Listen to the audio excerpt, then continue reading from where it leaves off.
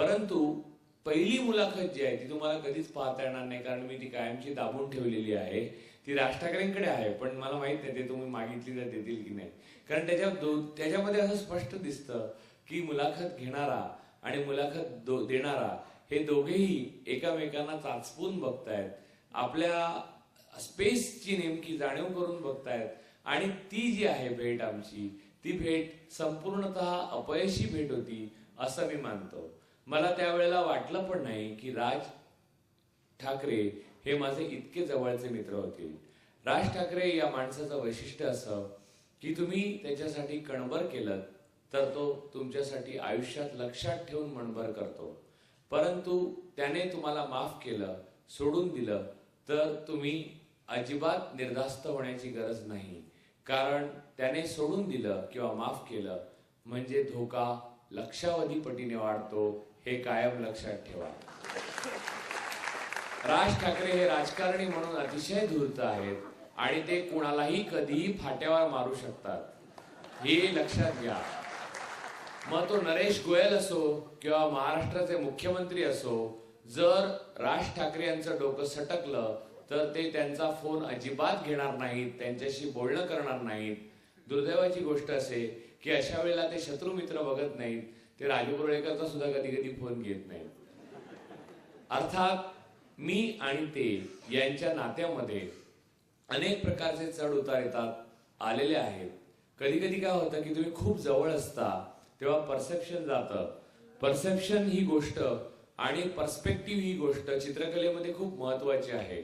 ताजमहाल थेट दरवाजावर जर उघडला असता तर तुम्हाला ताजमहाल नीट दिसला नसता. ताजमहालाच्या अगोदरची जी प्रचंड मोठी जागा आहे त्या जागेतनं तुम्ही ताजमहाल पूर्ण डोळ्यामध्ये सामावू शकता, म्हणून तुम्हाला ताजमहाल दिसू शकतो. कोणत्याही नातेसंबंधांचं असंच आहे.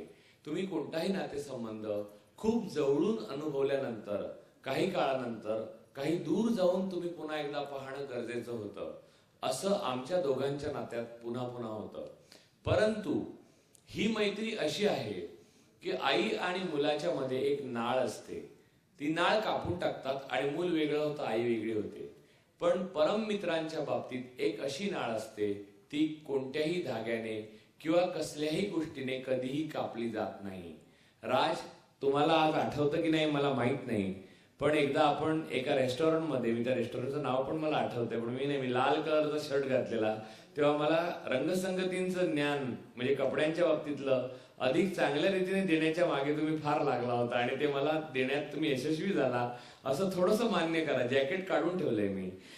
तर मुद्दा असा की तेव्हा मला राज असं म्हणाले की या मैत्रीच्या नात्यामध्ये डोक्यामध्ये वाती लावून बॉम्ब फोडणारे अनेक जण येतील आणि ते प्रयत्न करतील की आपल्यामध्ये दुरावा निर्माण होईल. त्या सगळ्याला तू बळी पडणार नाहीस याची गॅरंटी काय? मी म्हटलं या जगात कुठच्या गोष्टीची गॅरंटी देता येते का राज? जर तुमचा माझ्यावर विश्वास असेल तर तो कायम राहील, जर माझा तुमच्यावर विश्वास असेल तर तो कायम राहील, तो नसेल तर तो कधीच कायम राहणार नाही. आणि त्यानंतर आम्ही खूप घट्ट मित्र झालो. आमच्या नात्यामध्ये एक अशी सरळ रेषा अशी नाही. आणि गंमत म्हणजे जिवंत माणसाच्या हृदयाच्या मापनाची जी यंत्र आहेत ती जर तुम्ही पाहिली तर सरळ रेषा म्हणजे मृत्यू. जेव्हा रेषा अशी अशी होते तेव्हा तुम्ही समजा तो मनुष्य अजून जिवंत आहे. तेव्हा नातं जिवंत आहे हे तेव्हा ओळखता येतं जेव्हा ते असं असं होतं, कधी वर कधी खाली.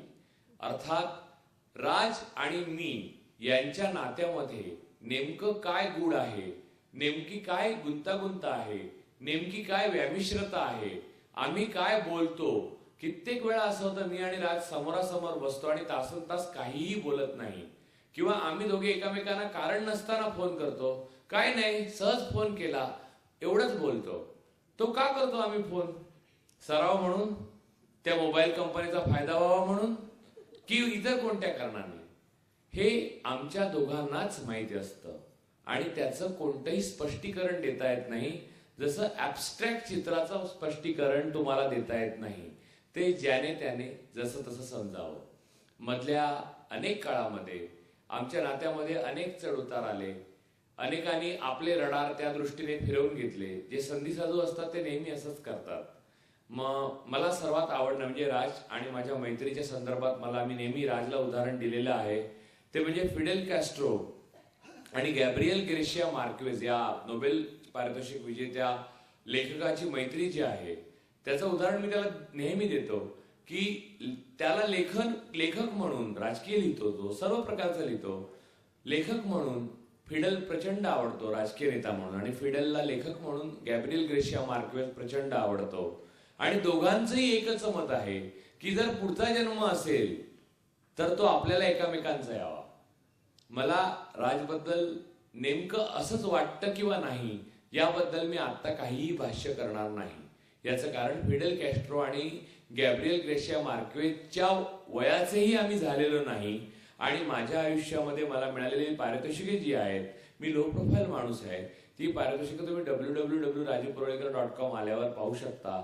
आता फक्त बुकर, पुलित्झर आणि नोबेल आणि मृत्यू या 4 निश्चित गोष्टी माझ्या वाट्याला राहिलेल्या आहेत आणि त्या मिळतीलच. आणि त्यातल्या पहिल्या 3 जेव्हा मिळतील तेव्हा महाराष्ट्र धर्म, महाराष्ट्र, मराठी भाषा आणि राज ठाकरे या गोष्टींचं नाव त्या व्यासपीठावर मी न घेता खाली उतरलो तर त्या उतरल्या क्षणी तुम्ही समजा की माझं नाव राजू परोळेकर नाही, मी दुसराच कोणीतरी आहे.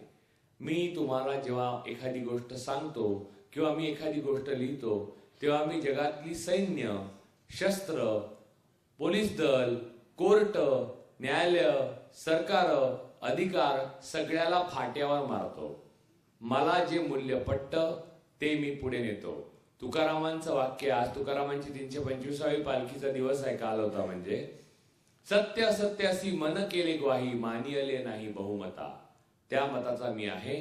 माझा गुरु नाही, मला शिष्य नाही, मी कोणाचा गॉडफादर नाही, माझा कोणी गॉडफादर नाही. मला जे पटतं ते करतो. असं करत असताना आयुष्यात राज सारखे 5 ते 10 मित्र फक्त माझ्या आले आणि ते मी जोपर्यंत आहे तोपर्यंत त्याच्या आणि माझ्या नात्याला एक्सपायरी डेट नाही, आणि तो जोपर्यंत आहे तोपर्यंतही त्या नात्याला एक्सपायरी डेट नाही, हे मी निश्चितपणे सांगतो. आता शेवटचं जे महत्वाचं मला सांगायचं आहे ते लक्षात घ्या की महाराष्ट्र नवनिर्माण सेना ही संघटना ही राज ठाकरे यांच्या नेतृत्वाखाली वाढते आहे. ते प्रयत्न करतायत, ते लढत आहेत, अनेक प्रकारे त्यांचा लढा चालू आहे. त्यांच्या आयडिओलॉजीशी माझा संबंध आहे किंवा नाही, मराठीचा मुद्द्याला तर माझा 100% त्यांच्या पाठिंबा आहे. हे मी कधी लपवूनच ठेवलेलं नव्हतं. त्यासाठी निखिल वागळेंनी तू राज ठाकरेचा भडवा आहेस इथपर्यंत मला म्हटलेलं आहे आणि ते मी ऐकून घेतलेलं आहे शांतपणे आणि अत्यंत सुसंस्कृतपणे. ह्या सगळ्या गोष्टी सहन का मी केल्या? कारण मराठीचा मुद्दा हा ऐतिहासिक मुद्दा आहे. Comrade डांग्यांपासून SN. जोशींपासून ते नाना पाटलांपासून ते माधवराव बागलांपर्यंत सगळ्यांनी या मुद्द्यासाठी लढा दिला आणि हे सगळे आंतरराष्ट्रीयवादी होते. त्यांना हे काही कळत नव्हतं का की महाराष्ट्र, मुंबई, मराठी आणि इकडे पडली काय आणि काय बेळगाव मध्ये पडली काय, काय फरक पडतो? देशाचा स्तर भाग आहे, आंतरराष्ट्रीय स्तर भाग आहे, असा विचार त्यांनी केला नाही, आंबेडकरांनी केला नाही. या पुस्तकात आंबेडकरांचं मुख्यत्वे करून भाषण आहे, ते वाचा म्हणजे तुम्हाला कळेल आपोआप. हे केलं नाही याचं कारण त्यांना मराठी माणूस आणि महाराष्ट्रवाद मान्य होता, हेच खरं कारण आहे.